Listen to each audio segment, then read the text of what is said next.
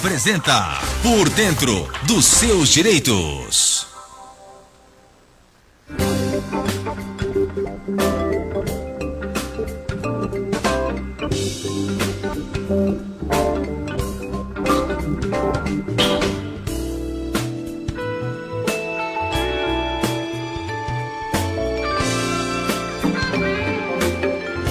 Sete horas 10 minutos, confirmando 7h10, estamos dando sequência aqui ao nosso Panorama 95, nesta manhã de segunda-feira, e hoje vamos conversar com a advogada Sanely Freitas, especialista em direito à saúde, sobre um tema que impacta milhares de famílias brasileiras, o direito ao home care. Muitas pessoas cuidam de um familiar em casa sem saber que determinados cuidados, quando deixam de ser apoio e passam a exigir técnica profissional, podem gerar o direito à internação domiciliar, seja pelo plano de saúde ou pelo SUS.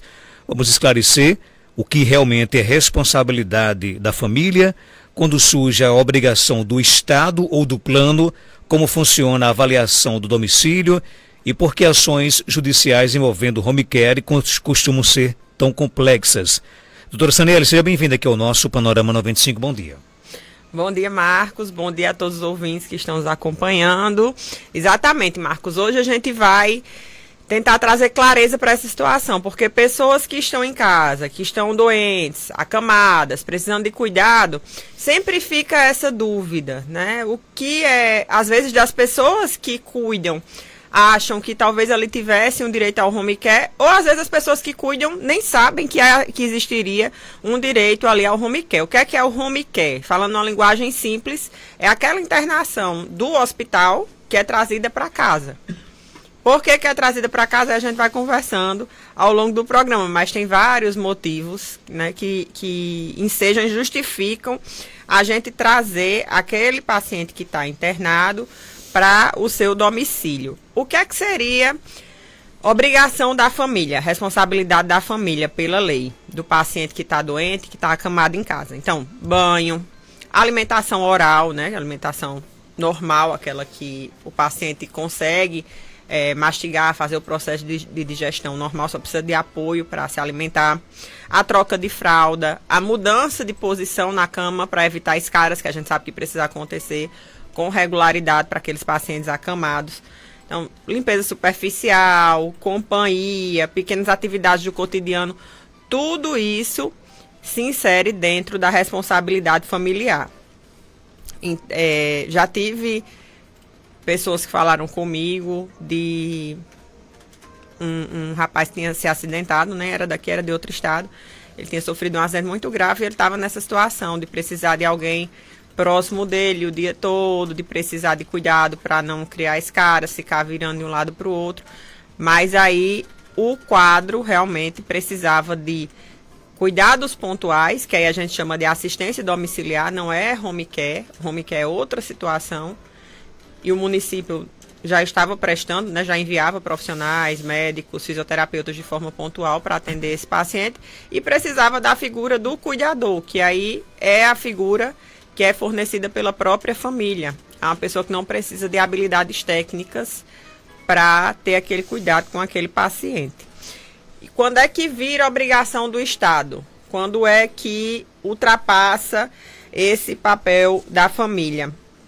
Quando o paciente ele é complexo, precisa de cuidados mais profissionais e precisa de equipamentos, né? Precisa de tecnologia. Precisa, por exemplo, de uma troca de sonda, precisa de uma medicação venosa, precisa ser realizada uma aspiração. Aquele paciente está em dieta enteral. Talvez o que eu estou falando aqui para muita gente soe estranho, mas para quem tem paciente acamado em casa vai entender o que eu estou falando. Precisa de oxigênio, precisa de um acompanhamento de enfermagem, uma fisioterapia intensiva, monitoramento de parâmetros clínicos. Então, tudo isso torna aquele paciente que está doente em casa, acamado, ou mesmo aquele paciente que está ainda em internação hospitalar, para vir para o home care, que é a internação domiciliar. Agora, em que momento esse cuidado ele deixa de ser apoio e passa a exigir um tratamento profissional? justamente quando tem necessidade desses equipamentos profissionais, Marcos.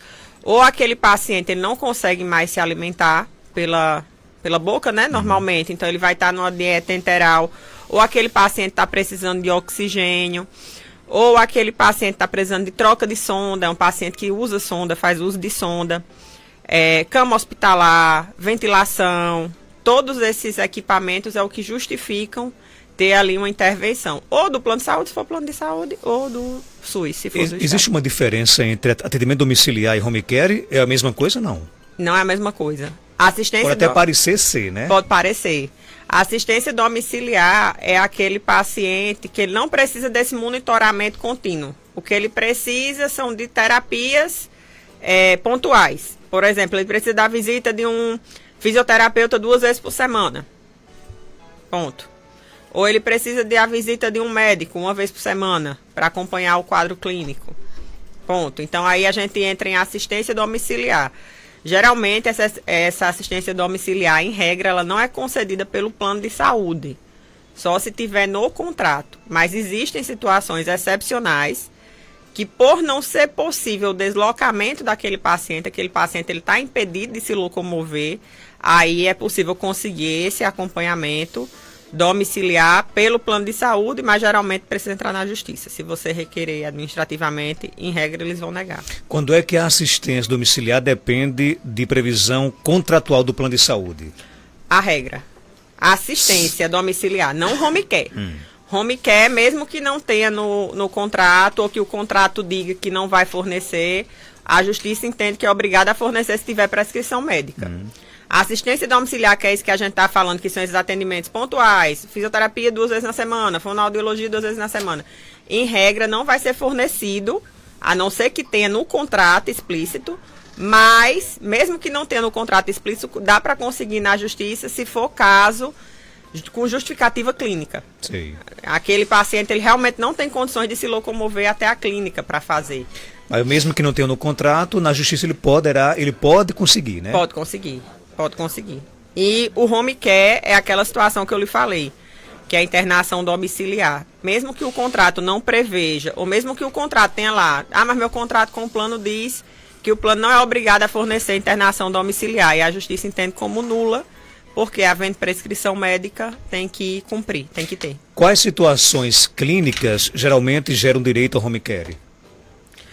Geralmente é a pessoa que ela está hospitalizada, então ela tem um quadro em que ela vai precisar ficar internada por um tempo indefinido, e a permanência dela no hospital gera mais riscos do que cuidado, que a gente sabe, né, que pode contrair infecção, enfim, é um ambiente hospitalar.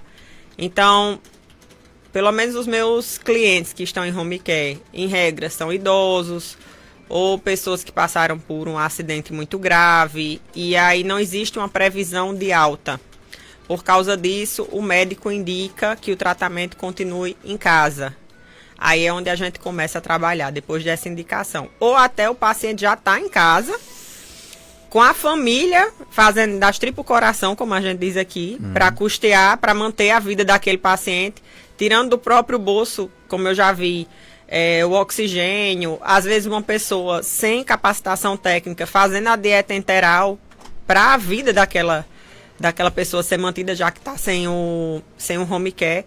E aí, nesses casos também, são pacientes que têm direito ao home care. Você pode nos dar alguns exemplos de procedimentos que só um profissional pode realizar e que justificam o home care, por exemplo?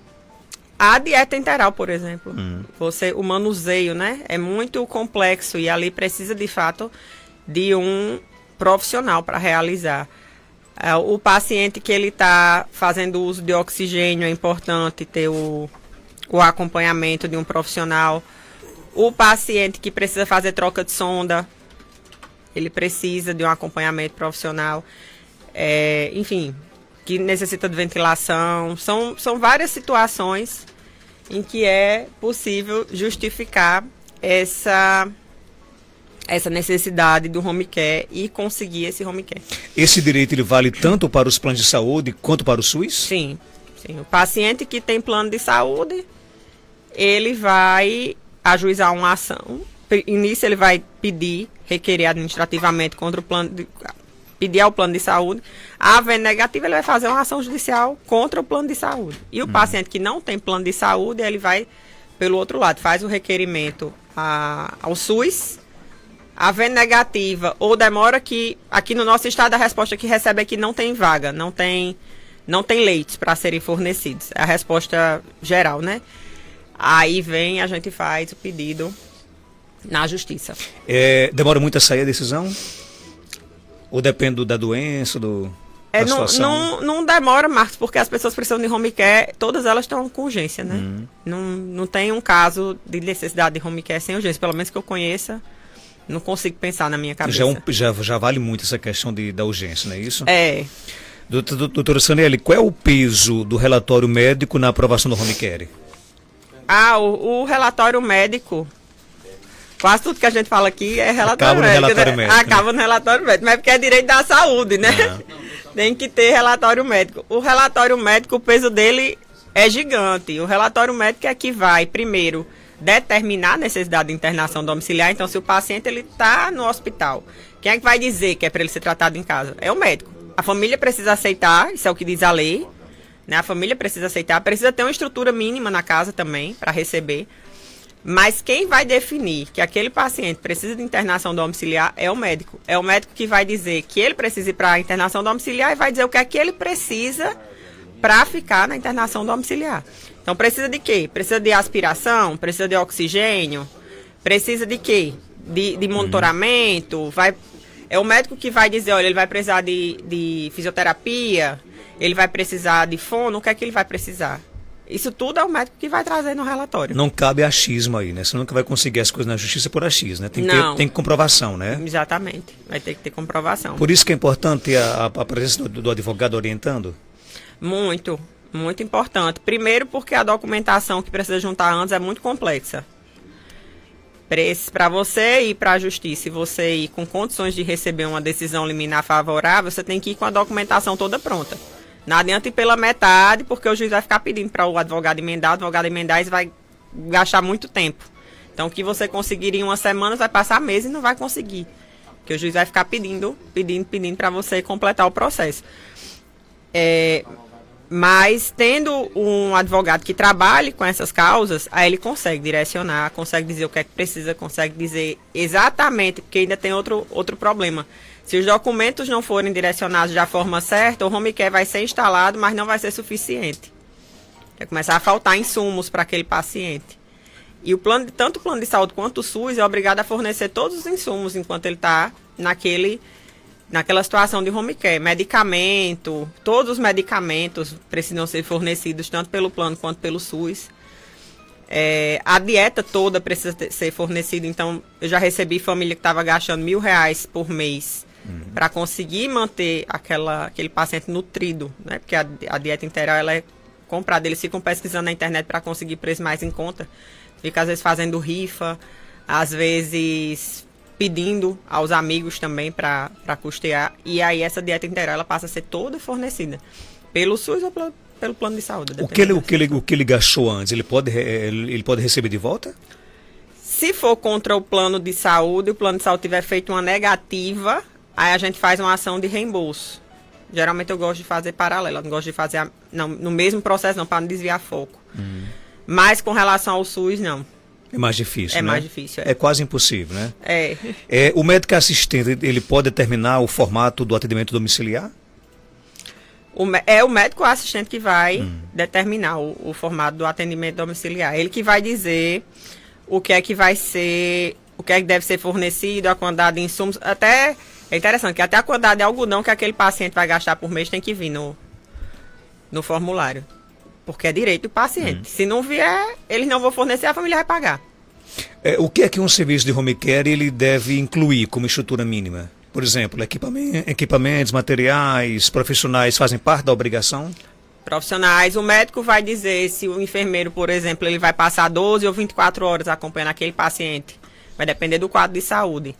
O médico vai dizer a quantidade de visitas dos outros profissionais. Vai dizer se precisa ir um médico, pode ser um médico generalista, numa visita quinzenal, ou precisa ser um médico especialista, numa visita quinzenal ou mensal. ou a cada 3 meses, né? Eu tenho um cliente que o médico generalista vai todo mês, mas o médico especialista, o neuro, vai uma vez a cada 3 meses. Isso é o que estava no formulário, quem define isso é o médico. A gente, como advogado, não tem nenhum tipo de interferência nessa parte, não. Como é que funciona a visita técnica para avaliar se a casa comporta o home care? Também tem que comportar, não adianta você ter uma estrutura mínima, não é isso? Isso, precisa ter uma visita técnica prévia para ver se existe ali uma estrutura mínima para receber aqueles equipamentos. E aí vai depender tanto dos equipamentos que foram prescritos, do quadro do paciente e da estrutura da casa. Às vezes a casa não está forrada, então precisa ter um forro. Ou às vezes não tem um ar-condicionado, por exemplo, o paciente na nossa região, que é muito quente, o paciente não pode ficar exposto a temperaturas altas. Então, por isso que precisa ter essa visita para entender. Mas até a cama hospitalar, que é um equipamento que algumas pessoas não entendem, mas é um equipamento com tecnologia, equipamento de saúde também. Até essa cama, o médico tem que definir em quais posições essa cama precisa ficar, porque existem vários tipos de cama, né? Então o médico tem que dizer, não, para esse caso aqui é assim, assim, assim a cama. E essa cama também vai ser adquirida ou pelo SUS ou pelo plano de saúde. É verdade que até o consumo adicional de energia pode ser custeado? A depender da situação, sim.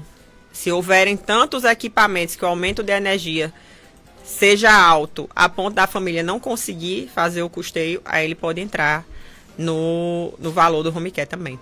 Vamos falar agora de preocupações negativas, por exemplo. Quais são as principais justificativas usadas por planos do SUS para negar o home care? Pelo SUS, a negativa é a de dizer que não tem vaga, não tem disponibilidade, né, de leitos. E o plano de saúde, a principal é dizer ou que não está no contrato, ou que não está, ou eles usam um entendimento que tem da ANS um pouquinho mais antigo, que falava dessa desobrigação do plano de saúde de fornecer, mas que esse entendimento já foi superado. Então, ou eles usam isso, ou eles usam que não está no contrato. Enfim, eles vão mais nessa alternativa aí. Mas não vale desistir, o importante é tentar, não é isso? Na justiça, essas alegações não costumam se sustentar, não. Que bom, né? Por que ações de home care são consideradas uma das mais complexas no direito da saúde? Justamente pela produção de documentos anterior à entrada. Aquela história que a gente estava conversando. Se não tiver tudo o que precisa, se não for feito o relatório da forma que tem que ser feito, o formulário não for preenchido como tem que ser preenchido, se não tiverem as justificativas, não adianta somente o quadro do paciente. Não adianta a gente dizer, não, esse paciente está na cara que ele precisa. Não adianta. Se não tiver todos os documentos instruídos da forma que precisa ser. Por quê? Porque vai ficar naquela que eu estava dizendo, o juiz vai receber o processo e ao invés de ele dar uma liminar, que ele podia dar em uma semana, ou até menos, em 2 dias, às vezes, tem juiz que dá, ele vai ficar pedindo para emendar. Que emendar no direito é dizer assim, tá faltando coisa aqui, mande. Aí o juiz vai ficar despachando, tá faltando coisa, mande, tá faltando isso, mande. E aquela decisão que ia sair rápido vai ficar se postergando, vai passar 1 mês, 2 meses, 3 meses.